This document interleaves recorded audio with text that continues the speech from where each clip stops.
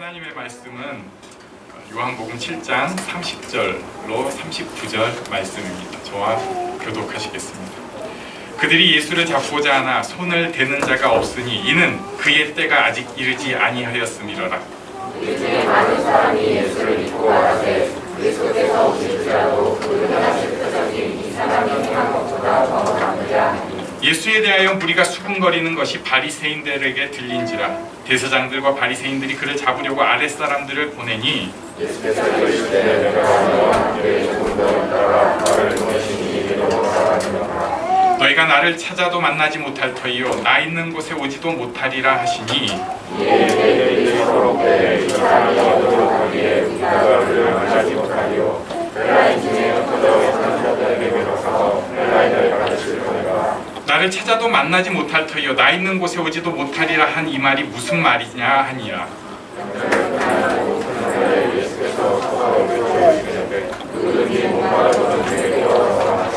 나를 믿는 자는 성경의 이름과 같이 그 배에서 생수의 강이 흘러나오리라 하시니 이는 그를 믿는 자들이 받을 성령을 가리켜 말씀하신 것이라. 예수께서 아직 영광을 받지 아니하셨으므로 성령이 아직 그들에게 계시지 아니하시더라. 아멘. 우리가 요한복음 7장을 계속 보고 있습니다. 믿음이 없는 사람들의 모습, 굉장히 그럴듯해 보이지만 종교인에 지나지 않는 믿음이 없는 사람들의 모습도 봤고요. 그리고 믿음을 방해하는 것들, 그러니까 왜 도대체 그렇게 신앙생활에 힘을 내려고 하는데도 믿음이 생기지 않는가, 이런 것도 보았습니다. 오늘은 믿음이 있는 사람의 특징이라고 할 수가 있어요. 믿음이 있는 사람, 상황이 어떻든지 간에 믿음이 있는 사람. 또 바꿔서 얘기하면 성령께서 그에게 믿음을 허락하신 사람. 그러니까 우리가 믿습니다, 이게 믿음이 아니고요. 신기하게 우리 마음에 믿음이 생기는 거예요. 그래서 믿음도 선물일 수 있고 선물입니다. 이런 사람들은 어떤 특징을 갖는가? 우리가 그런 특징이 있습니다. 그것을 생각하고 하나님 안에서 이 믿음 더욱 굳세게 해주십시오 하는 그런 시간이 되기를 원합니다. 30절 말씀 우리 먼저 같이 읽습니다. 시작. 그들이 예수를 잡고자 하나 손을 대는 자가 없으니 이는 그의 때가 아직 이르지 아니하였음이라.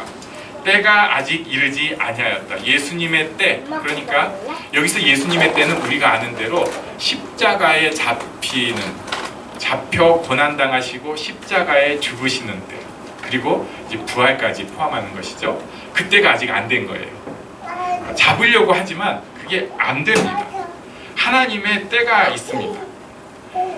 믿음이 있는 사람, 성령의 인도함을 받는 사람은요, 이 때를 잘 기다리고 잘 탈 수 있는 사람입니다. 어떨 때는 기다려요. 어떨 때는 뜁니다. 어떨 때는 참습니다. 어떨 때는 준비합니다.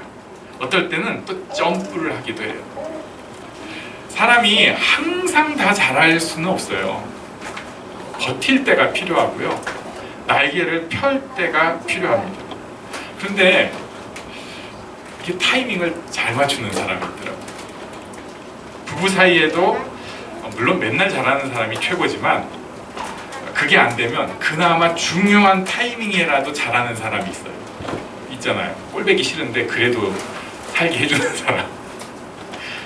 반대로 맨날 잘하는데 중요한 때 꼭 삽질하는 사람이 있어요. 오만정 다 순간 딱 뛰어버리는 사람. 성령의 인도 가운데 믿음이 있는 사람은 때를 기다리고 잘 탈 줄 알아요. 아이들 키울 때도 분명히 때가 있습니다. 기다릴 때가 있고요. 사랑을 많이 표현할 때가 있고요. 아주 가끔 엄해야 될 때도 있고요. 그리고 꼭 안아줘야 할 때도 있습니다. 이게 타이밍을 맞추는 지혜가 있는 사람, 믿음이 있는 사람, 성령의 인도를 받은 사람의 특징입니다. 우리 예수님이 그 타이밍은 정말 최고로 잘 맞추십니다. 그래서 오죽하면 갈라디아서 4장 4절에 이런 말씀이 있잖아요. 우리 4장 4절 5절 말씀 같이 읽겠습니다. 시작. 때가 참에 율법 아래에 나게 하신 것은 율법 아래에 있는 자들을 속량하시고 있음이라. 아멘. 네, 그때 하나님의 시간에 예수님이 오셨습니다. 우리도 하나님의 때가 있어요. 가끔은 좀 힘들 때가 있습니다. 왜 내 때가 아직 이르지 아니하였나이까, 뭐 이런 마음이 올 때가 있어요. 하지만 분명히 그 때가 있습니다. 우리는 몰라요. 뭐 옆에서 궁시렁 뭐 조언이라고 해봤자 그건 그냥 사람의 생각이에요. 하나님의 때가 있습니다. 그 하나님의 때를 기다리는 지혜로운 사람이 되기를 원합니다. 이 하나님의 때를 기다리는 사람은요, 준비할 때가 복된 줄 압니다. 근데 하나님의 때를 모르는 사람은 준비할 때가 저주의 때예요. 너무 고통스럽고 힘들어요. 그런데 하나님의 때를 아는 사람은 이때가 복되구나, 지금 이때가 복된 줄로 압니다. 하나님의 그 은혜가 우리가 때를 따라 기다리고 참고 열매 맺는 이런 모습이 우리 가운데 있기를 원합니다. 두 번째, 믿음이 있는 사람, 성령의 인도가 있는 사람의 특징, 31절 말씀 같이 읽겠습니다. 시작. 우리 중에 많은 사람이 예수를 믿고 말하되 그리스도께서 오실지라도 그 행하실 표적이 이 사람이 행한 것보다 더 많으랴 하니. 이 사람이 행한 것, 예수님께서 행하신 것보다 더 많을까? 표적에 대한 얘기입니다. 그 행하실 표적이 이 사람이 행한 것보다 더 많으랴. 믿음이 있는 사람, 성령의 인도가 있는 사람은 표적이 있는 사람.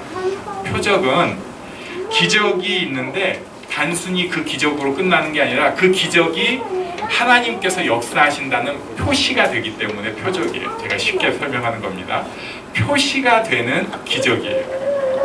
어떤 기적은 굉장히 큰 기적이 있습니다. 근데 어떤 기적은 굉장히 작은 기적이 있어요. 어떤 기적은 긴 기적도 있습니다. 예를 들면 사람이 성장하고 변해가는 것은 중요한 긴 기적, 긴 표적 중에 하나입니다. 제가 오늘 아침에 열심히 기도했거든요. 하나님, 바짓단이 다 적게 생겼습니다. 네. 정말 막 쏟아졌잖아요. 그래가지고 이거 차에서 내려서 교회 오는데 신발 다 적게 생겼어요. 야, 어떻게 교회를 가지? 난 버스 타고 가야 되는데 어떻게 할까요? 해가지고 하나님, 잠깐 우리 예배 드리는데 불편함이 없게 해주시면 감사하겠습니다. 그랬더니 피가 멎은 거예요. 또 표적인가? 모르겠어요. 그래가지고 제가 또 혼자 좋아가지고 버스 타고 오려다가 자전거 타고 왔잖아요. 우산 안 쓰고. 그랬더니 튀어가지고 뒤가 다 젖긴 했어요. 작은 표적일 수 있습니다. 이 표적을 가지고 누리는 사람이에요. 어떤 사람은 하나님께서 명백하게 표적을 주셔도 이게 표적인지 아닌지 몰라요.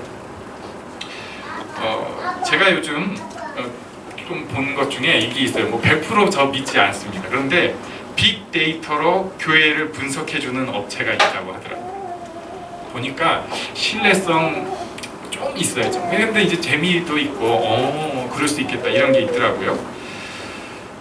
제일 회심하고 교회 새로 나오기 힘든 사람들이 30대 여자 사람입니다.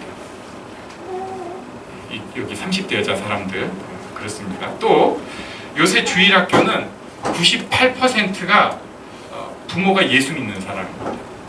그리고 그 2%가 부모가 예수를 안 믿는데 이 나머지 2%도 고등학교 졸업하고 나면 다 사라진다고 합니다.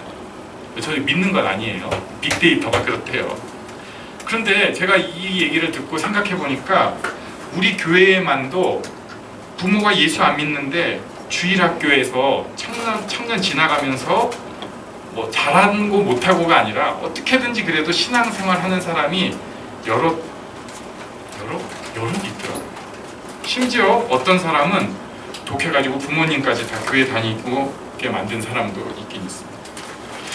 그냥 우리는 지나고 보면 좋다 뭐 그런가 보다 생각을 하는데 이게 사실은 굉장히 큰 기적이라는 거예요. 제가 기적이라고 한 게 아니라 그냥 빅데이터는 기적이라고 한대요. 또 반면에 바꿔서 얘기해 보면 진짜 신앙생활하기 어려운 환경에 있는 사람도 이 중에 있어요. 부모가 교회 다니는데 오히려 예수 믿는 것을 딱 맞고 가리는 부모가 계신 분들 제가 알아요.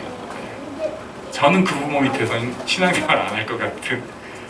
근데 그 와중에 그래도 신앙생활 하는 사람도 있습니다. 또 우리가 이제 교만해져가지고 이게 당연한 줄 아는데, 제가 요새 성경 공부 뭘 좀 또 해보려고 이것저것 생각을 하다 보니까 옛날 생각이 나잖아요. 그때 결혼을 할 수 있을까 고민하던 사람이 이 중에 많이 있어요. 결혼의 기적이 있었어요. 과연 내 성격머리로 애를 키울 수 있을까? 이런 사람 이 중에 있습니다. 우리가 과연 어디서 이 비 피할 곳이나 있을까? 집도 있습니다. 그래가면서 신앙생활 하고 있습니다. 어떤 사람은 죽을 고비도 넘긴 사람도 있습니다. 기적이 있는데 이 기적을 자기에게 주시는 표시로 하나님이 너를 사랑한다, 너에게도 하나님의 뜻이 있다, 이렇게 표적으로 믿고 가는 것이 우리에게 필요합니다. 믿음이 있는 사람, 성령의 인도하심이 있는 사람은 이 표적을 알아요. 그리고 그 표적을 누려요. 그리고 그 표적이 계속해서 생겨나게 됩니다. 이런 축복을 꼭 누리시기 바랍니다. 세 번째, 믿음이 있는 사람, 성령의 인도가 있는 사람의 특징, 38절 말씀입니다. 38절 말씀, 39절은 아니고요. 39절도 눈으로만 보시고 38절을 같이 읽겠습니다. 시작. 나를 믿는 자는 성경의 이름과 같이 그 배에서 생수의 강이 흘러나오리라 하시니. 어려운 말씀 중에 하나예요. 네, 제가 우스개로 어떤 사람이 배가 볼록, 이제 우리 좀 그렇잖아요. 갑자기 뱃살 생각하니까 힘 주시는 분도 있는데, 그래가지고 배를 쿵 누르면서 이게 뭐야? 그러니까 여기 생수의 강이 있습니다. 이러는데 생수의 강이 있대요. 이게 무슨 뜻일까? 이제 이 생수의 강이 흘러난다는 것은 주변 사람들을 생수의 강으로 마시운다는 뜻이에요. 생수의 강으로 적셔준다는 뜻입니다. 그런데 이게 의미가 있는 것은 여기 지금 예루살렘 이곳이 굉장히 건조하고 모두가 메말랐다는 데 있어요. 강이 흐른다. 아니, 강이 아니에요. 시냇물만 졸졸졸 흐르면은 사람들이 굉장히 풍요롭게 느껴요. 너무너무 좋은 거예요. 그러니까 생수의 강이 흐른다는 이 표현이 사람들한테 확 와닿는 거예요. 아, 성령께서 그 마음 가운데 임하셔서 성령을 통해서 사람들을 먹이는구나, 사람들의 필요를 채우는구나, 진짜 그 사람이 어떻게 살아야 될지를 알려주는구나, 이것을 생수의 강이 그 배에서 넘쳐 흐르리라 하니까 확 알아듣는 것입니다. 근데 맨날 물이 많은, 생수가 넘쳐 흐르는 데 있는 사람은 생수의 강이 배에서 넘쳐 흐르리라 하면은 좋은 말은 같은데 별로 그렇게 와닿지가 않아요. 믿음이 있는 사람은요, 자기가 목마르기 때문에 사람들을 마시우게 할 수 있는 사람입니다.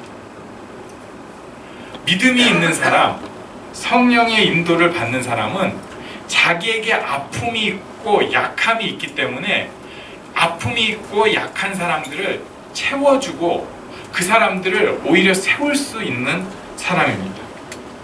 믿음으로 성령의 인도를 받은 사람은 아픔을 승화시켜서 쓰임받는 사람이고, 인생에 낙이 없고 삶의 의미가 없는 사람이었는데 자기가 그랬기 때문에 인생에 낙이 없고 삶의 의미가 없는 사람을 세울 수 있는, 그런 사람에게 의미를 주고 생명의 힘을 줄 수 있는 사람입니다. 우리에게 하나님께서 왜 아픔을 허락하실까? 저는 사실 정말 모르겠어요. 좀 고민을 해본 적이 있다가 고민을 하면은 제가 삐지더라고요. 이해를 못하겠어요. 하나님 왜 이런 일을 허락하세요? 옆에서 보면 사실 분통이 터질 때도 있고, 그 사람이 100% 완벽해서 그런 게 아니에요. 근데 완벽하지 않은 건 알지만 좀 너무하잖아. 왜 하필 그 가정에 이런 일이 생겨야 됩니까? 왜 그 사람 개인에게 이런 일이 생겨야 합니까? 왜 그 사람의 과거에는 그런 아픔과 고통이 꼭 있습니까? 모르겠어요. 그런데 확실한 것 하나는 알게 됐어요. 믿음이 있는 사람, 성령의 인도를 받은 사람은 자기가 아프기 때문에 그 아팠던 사람들을 제대로 리딩할 수 있고 제대로 세울 수 있고 제대로 안아줄 수 있어요. 아픔이 없는 사람은 그 사람을 안아는 줄 수 있죠. 잡아줄 수 있죠. 그런데 그 느낌이 아니에요. 달라요.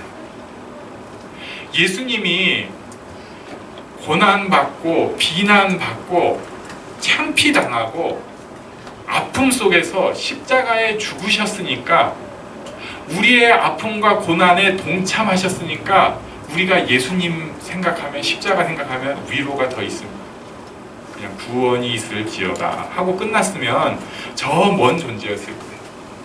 같은 아픔이 있었기 때문에 나와 함께 하시고 나에게 동참하시는구나 느끼는 것입니다.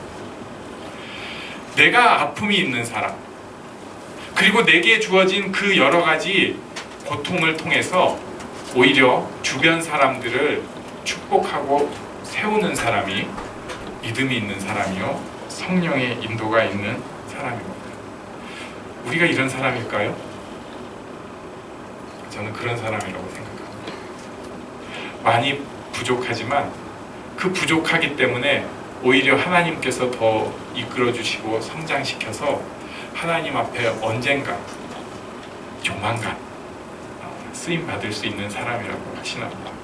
히브리서 12장 6절, 오늘 우리가 불렀던 찬양의 내용입니다. 우리 한번 같이 읽겠습니다. 시작. 믿음이 없이는 하나님을 기쁘시게 하지 못하나니 하나님께 나아가는 자는 반드시 그가 계신 것과 또한 그가 자기를 찾는 자들에게 상 주시는 이심을 의지해야 할지니라. 아멘. 믿음이 있기 때문에 하나님을 기쁘시게 할 수 있고요.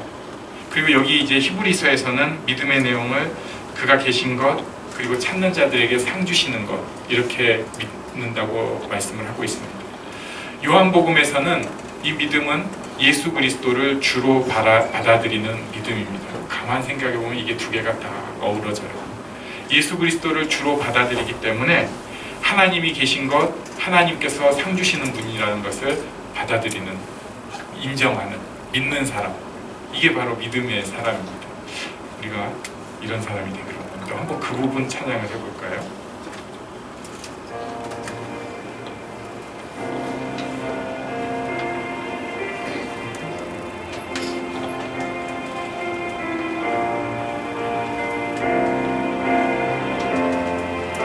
믿음이 없이는 기쁘시게 못하나